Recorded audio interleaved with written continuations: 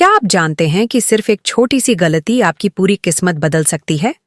हाँ, ये सुनने में अजीब लगता है, लेकिन खरमास के दौरान की गई गलतियां आपकी जिंदगी पर गहरा असर डाल सकती हैं।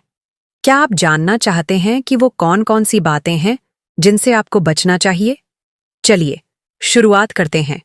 और यकीन मानिए, ये जानकारी आपकी जिंदगी बदल सकती है। खरमास का महत्व समझने के लिए आपको ये जानना होगा कि सूर्य का धनु राशि में प्रवेश करना सिर्फ ज्योतिष का कोई संयोग नहीं, बल्कि प्रकृति का एक गहरा संदेश है। ये वो समय है जब सूर्य देव के सातों घोड़े अपनी थकावट के कारण रथ खींचने में असमर्थ हो जाते हैं और रथ की बागडोर खर यानी गधों के हाथों में आ जाती है। खरमास में क्या नहीं करना चाहिए? खरमास के दौरान शुभ कार्य जैसे विवाह, गृह प्रवेश, नए व्यापार की शुरुआत और भूमि पूजन करने की सख्त मनाही होती है। इसका कारण ये है कि इस दौरान सूर्य की ऊर्जा कमजोर पड़ जाती है और इससे इन कार्यों में स्थायित्व और सफलता की कमी हो सकती है। 1. शादी विवाह। ज्योतिष के अनुसार इस समय किए गए विवाह में वैवाहिक जीवन में समस्याएं आने की संभावना रहती है। 2. नया व्यवसाय या निवेश।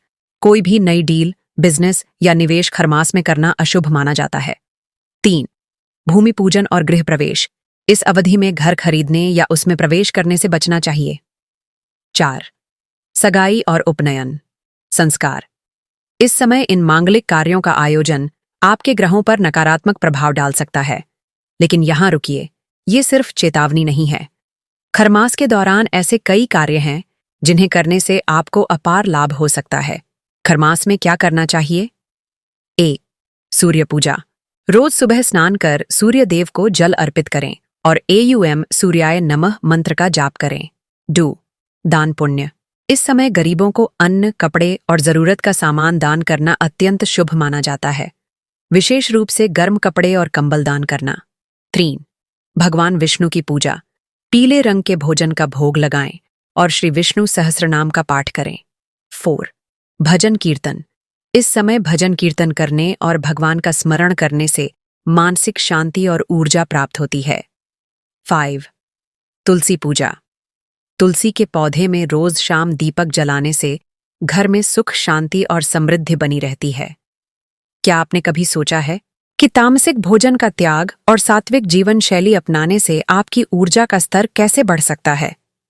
खरमास के दौरान मांस, शराब और लहसुन प्याज का सेवन त्याग कर शुद्ध सात्विक भोजन करें। ये न केवल आपके शरीर को बल्कि आपकी आत्मा को भी शुद्ध करता है। खरमास में किए गए विशेष उपाय। पीली वस्तुओं का दान। बृहस्पति देव को प्रसन्न करने के लिए पीली चीजों जैसे हल्दी, चने की दाल या पीले वस्त्रों का दान करें। 2. पत्तल में भोजन। इस महीने पत्तल पर भोजन करने का प्रावधान है जो आपके कर्मों को शुद्ध करता है। 3.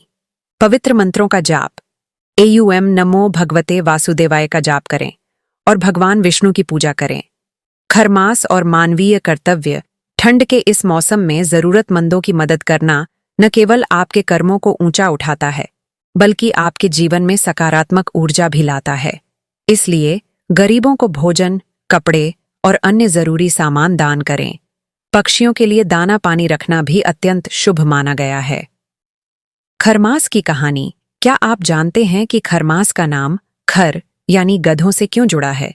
पौराणिक कथाओं के अनुसार जब सूर्य देव के रथ के 7 घोड़े थक जाते हैं तो रथ को गधों के जिम्मे सौंप दिया जाता है। यही कारण है कि इस दौरान सूर्य की ऊर्जा कमजोर पड़ जाती है और इसे अशुभ समय माना जाता है। लेकिन इस समय को सही कर्मों और उपायों से अपने पक्ष में बदला जा सकता है। आखिर में एक सवाल, क्या आपने कभी सोचा है कि आपकी जिंदगी में आने वाली समस्याओं का हल आपके कर्मों में छिपा हो सकता है?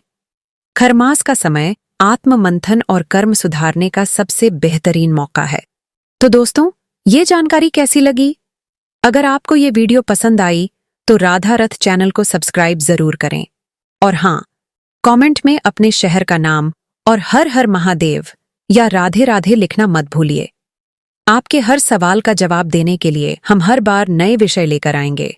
इस वीडियो को अपने दोस्तों और परिवार के साथ शेयर करें, क्योंकि सही जानकारी से बड़ी ताकत कोई नहीं होती। धन्यवाद।